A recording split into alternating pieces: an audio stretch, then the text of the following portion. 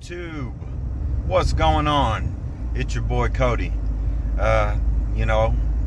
Back on here. Of course, I got to talk about travel. Of course, I got to talk about China. A question I get asked frequently, especially from family members. For instance, you tell them your plans and that you plan on traveling abroad and teaching abroad and making a difference. And their response always seems to be, well, is it safe? Or, that it's a third world country, won't you get stabbed? And I have to tell them, first off, I'm from Jackson, Tennessee. If you don't know where that is, it's between Memphis and Nashville. And just to put it into perspective, a few times simultaneously, Jackson's been voted in the top 5 most dangerous cities per capita in the United States, with the number 2 most dangerous neighborhood in the United States. I grew up here, so it's really not a big deal. Now, from my experience, when I went into China, I can honestly say that a sense of paranoia or a sense of distrust went away. And it might be because the Chinese culture is a very collective culture. And I guess it's like what they say, a peach society and a coconut society. Americans are more like a peach. When we first meet you, we're very friendly. How's the weather? How are your kids? And everything. But once you get to a certain point inside, you hit the pit. And you can't go much further. It's harder to get further than that. Hold on a second. We got the policia over here, and I'm not really supposed to be filming. Okay. But what I was saying is America's more like a peach society. China is a bit like a coconut. Really hard to get in at first. It's really hard to make that bond.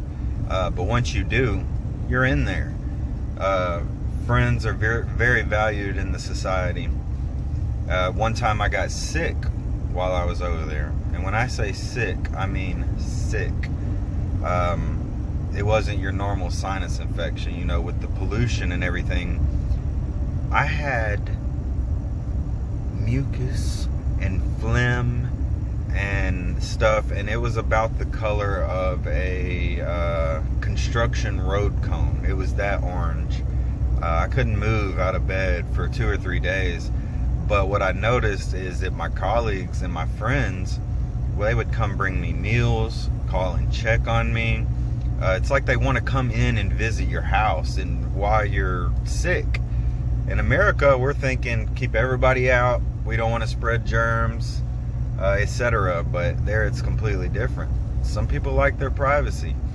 But I did appreciate the gesture, because I wouldn't have gotten better if it wasn't for one of my Chinese friends who actually put me in a cab, took me to the hospital, or like a clinic. Pretty much the only important question they asked me is if I was diabetic. I said no. I couldn't even hold my head up. They put me in a bed, and over a few hours they infused about 6 IV bags. And I would kind of wake up, I would see when they would change the bags, and then I would pass right back out.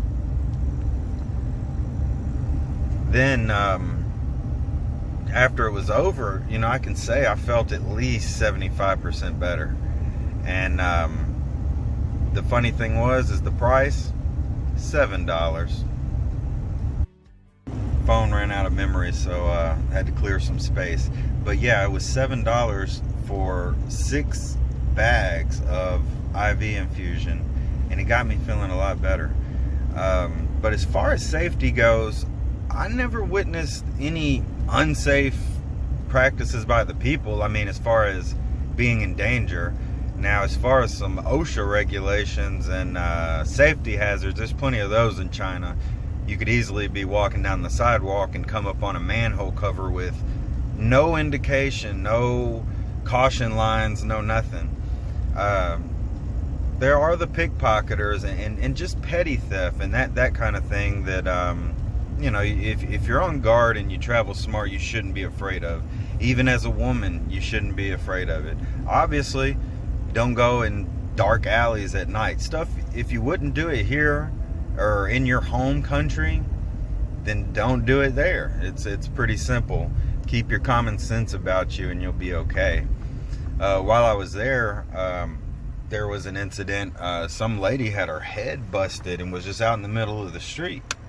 But with the way China is, and people don't want to stop to help almost, because it's like they're afraid they'll be associated with the crime or with the incident that happened.